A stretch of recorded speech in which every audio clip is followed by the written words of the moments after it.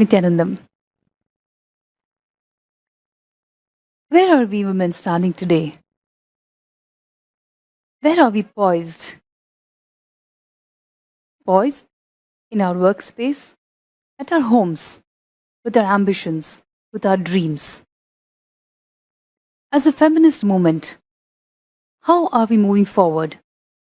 Is the feminist movement as it is now successful, or do we seem caught, trapped, frustrated with the present ideology of a feminist movement, which is limited, a little regressive in its thinking, by its non-inclusivity? What can we do for the feminist movement to be successful, for women to be a part, parcel, an important aspect and fabric of the society, to be respected and revered for her contributions, for who she is and what she stands for? Will we continue being in the same frustrated mode, where we're still fighting for pace, a better pay, or equal pay? Will we be sitting in this mode where we're struggling as a mother, as a daughter, as a sister, as a human being, to fit comfortably without any hesitation, without any self-doubt of our gender identity? What can we do to have a breakthrough in the feminist movement as it stands today? Today, men and women are literally at war. There is always a conflict, an underlying conflict of women being better and man trying to show that he is better. Where are we heading with this kind of a conflict zone? We all need to fall into a zone of stability, security, and safety. Be it a man or a woman, these are the three important factors for all human life. But with our own genders in conflict at every aspect, be it at work, be it at home, be it with the upbringing of children, who's better? Or I'm a woman, I'm better? Or I'm a man, I'm better? This is a game, or this is a zone. This is the ambience that we are all seem to be stuck in. How do we get out of this? The one and only solution for this is reviving the Vedic feminist identity, the powerful Vedic feminism, which has been buried by various factors, due to various incidences, due to various circumstances. It has been buried only, not forgotten. It is just waiting to be revived for the world to understand, to be empowered by these principles of Vedic feminism. The simple fact of Vedic feminism, the very simple foundation of Vedic feminism is stability. Stability and chastity. Chastity not as we understand it from a social or a moral perspective, but chastity for the decisions that we have taken into our lives. The stability and chastity that few generations before our parents used to have, our grandparents used to have, or even our great-grandmothers used to have. Just because a woman was a homemaker, we used to undermine her to be a weakling. A weakling. But no, if all of us look into our various grandparents or ancestors, it was the woman's stability, it was the women who made the family successful, it was the women who made the man successful, it was the women who made her children successful. She was the one, as a mother, a daughter, or even a stepmother, or even an aunt, or even your neighbor, who was there supporting you, empowering you, envisioning you, and enforcing you to live by your dreams, by your ambitions. Whether you liked it or not, She would stand by you day in and day out.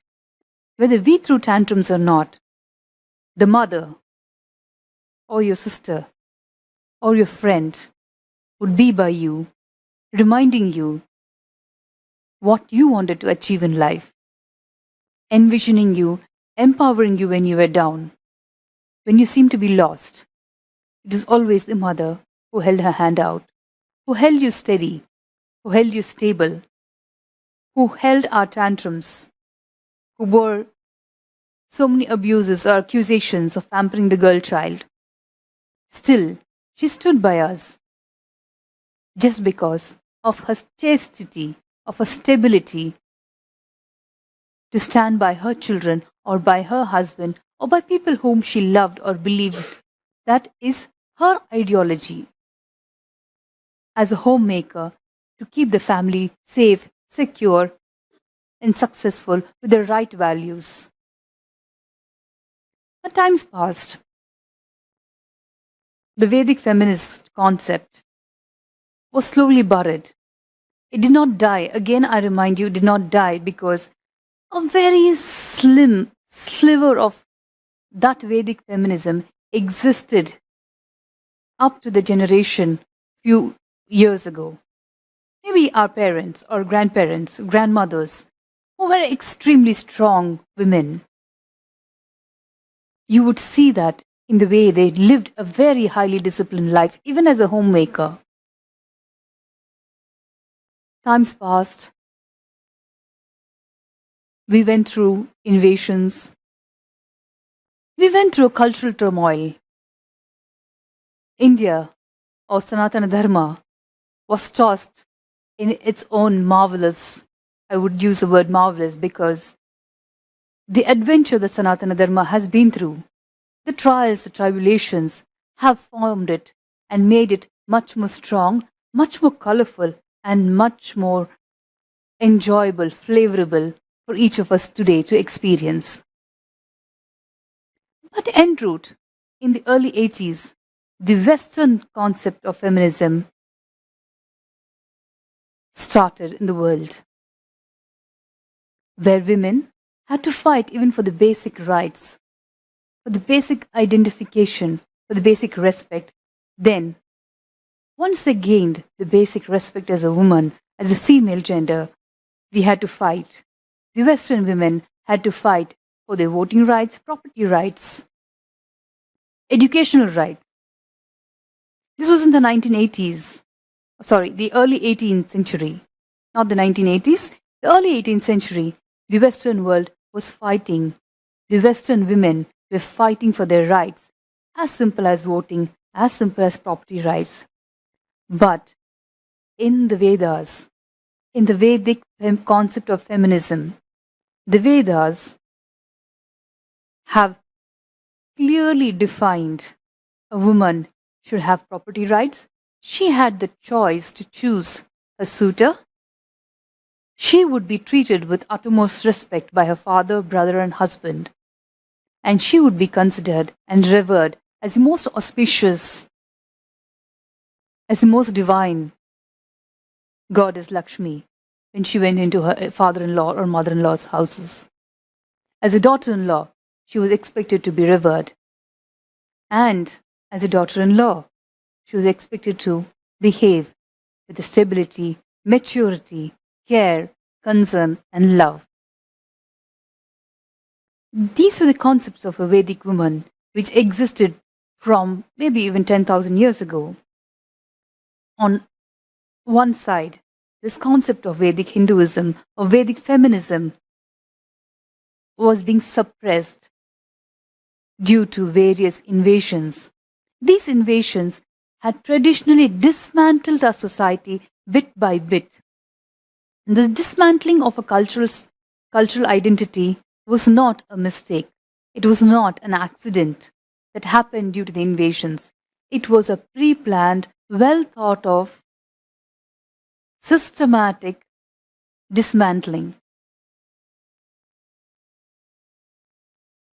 If you all can take time, think through, look back.